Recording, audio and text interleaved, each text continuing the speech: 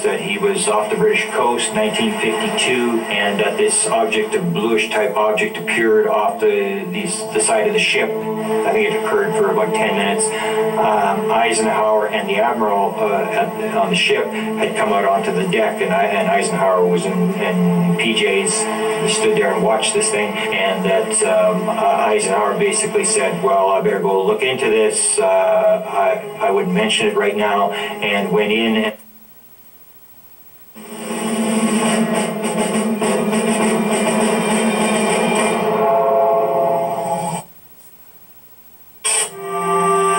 1963, President John F. Kennedy was boating near his Hyannisport home.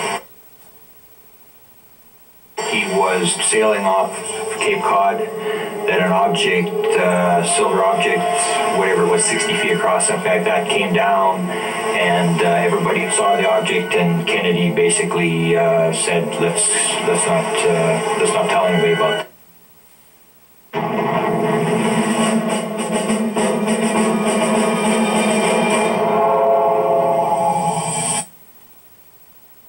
Lyndon Baines Johnson first served in the White House as President John Kennedy's vice president. In September 1961, he responded to a letter from a UFO researcher regarding extraterrestrial visitation. Johnson replied to the letter and said to him, rather than going to the Air Force, he told him to go to the executive secretary at NASA. And it was very strange that he go to NASA, not the Air Force, and very strange that the Vice President would be answering UFO mail.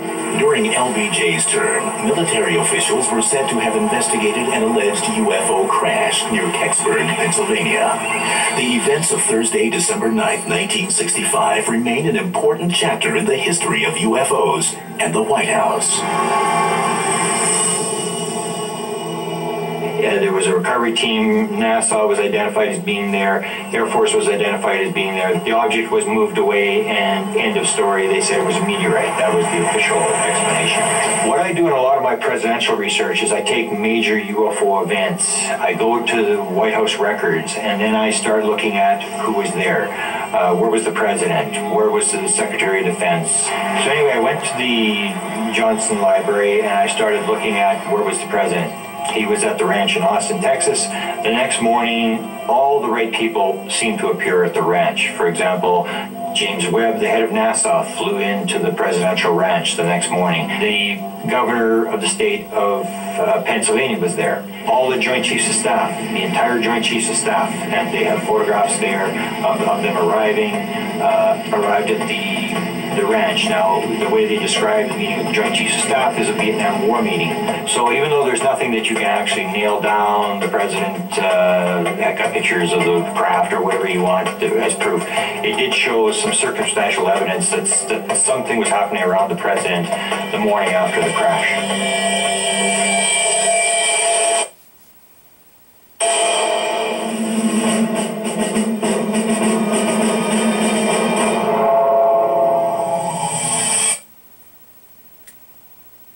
Nixon received specific briefings, information he may have wanted to take public.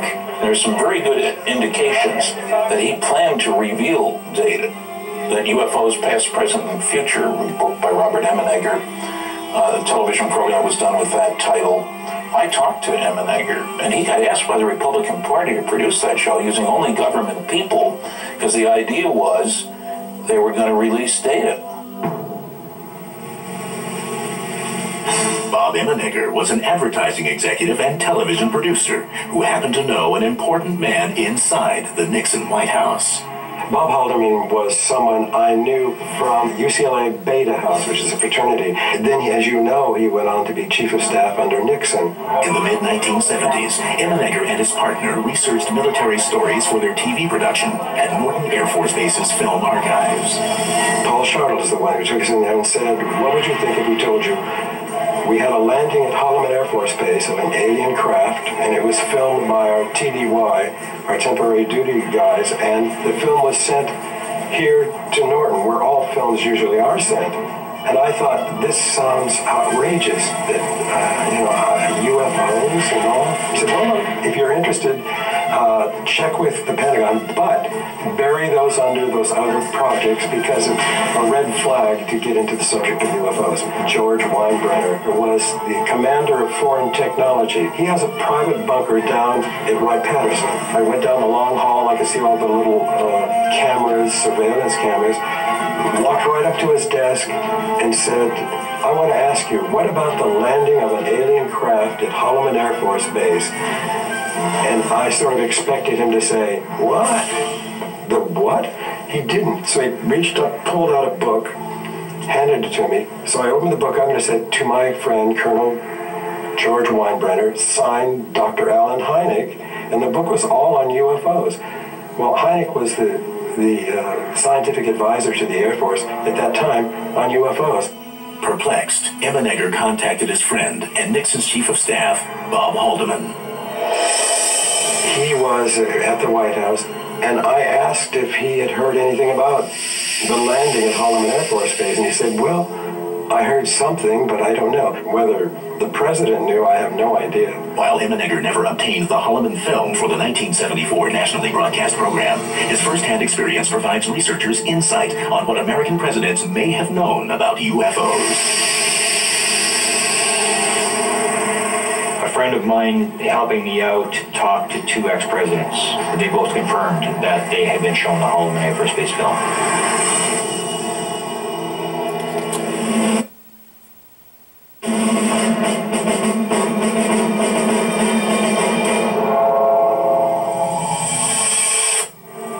We must act today in order to preserve tomorrow.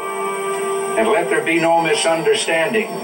We are going to begin to act. There are reports that Ronald Reagan had 2 UFO experiences prior to serving as president. The story of his first sighting reached the public through the memoirs of actress Lucille Ball. She recalled that Reagan and wife Nancy arrived late to a Hollywood party. And she stated that when Mr. Reagan and Nancy arrived at the party, they were all excited. They told everybody about this sighting, that this thing they had seen it coming down the coast. They had watched this whole thing. Ronald Reagan was very interested in the topic of UFOs, privately, very much so. And indeed, has been said to have seen one while flying on an aircraft as governor of California. Apparently a very interesting sighting.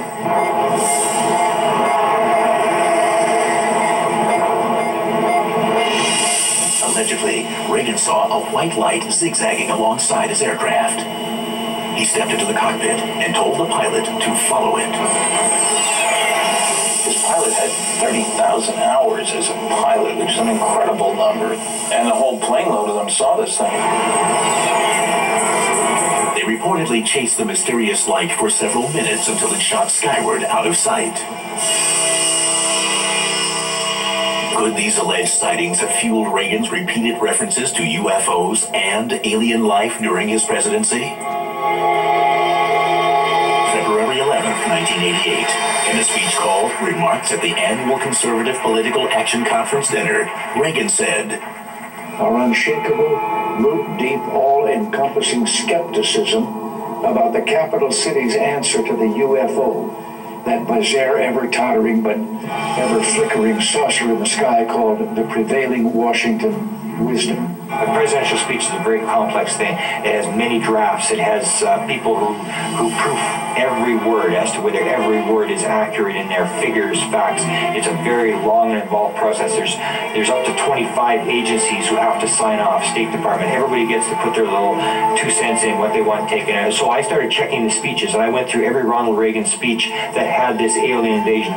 Reagan asked the speechwriters to address the alien UFO subject. He believed that if we were invaded by people from another planet, that the world would come together, the world would unite. He called it his fantasy. One of the more compelling exchanges was between speechwriter Rhett Dawson, who sought to keep the fantasy out of Reagan's speeches and away from the commander-in-chief. The discussion preceded President Reagan's address to the 1987 UN General Assembly. There's a memo that comes from the speechwriter that says, Mr. Reagan, this is your speech, and go over it and let me know. And he noticed that this particular item about the alien invasion had been removed. The president responded with a handwritten demand scribbled on the memo. And on the bottom, in Reagan's handwriting, Reagan says there's too much anti-Soviet stuff in here, I want you back away from this. And oh, by the way, could you put my fantasy back in, how the world would unite if faced with creatures from another planet? He used the word creatures.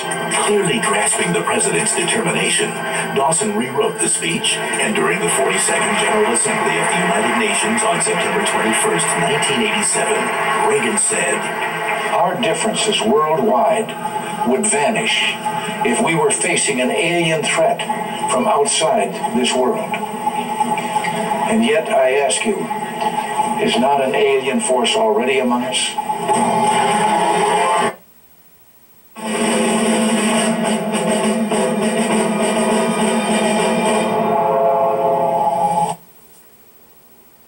President Jimmy Carter was the first commander-in-chief to admit to seeing a UFO. Carter was known as UFO president because he actually talked about his sighting. A UFO group had contacted him, wrote him a letter and said, could you fill out our sighting report?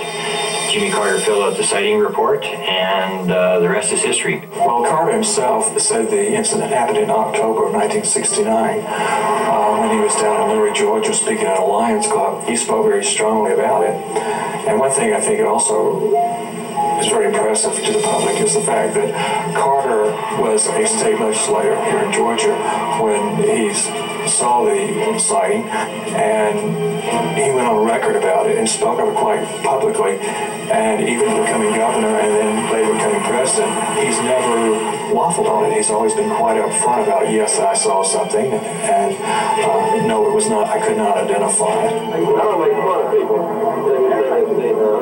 Unidentified objects of this kind. He'll always say that he can associate with people who have had the experience, that he would never laugh at anybody who's had a UFO sighting because he's experienced it himself.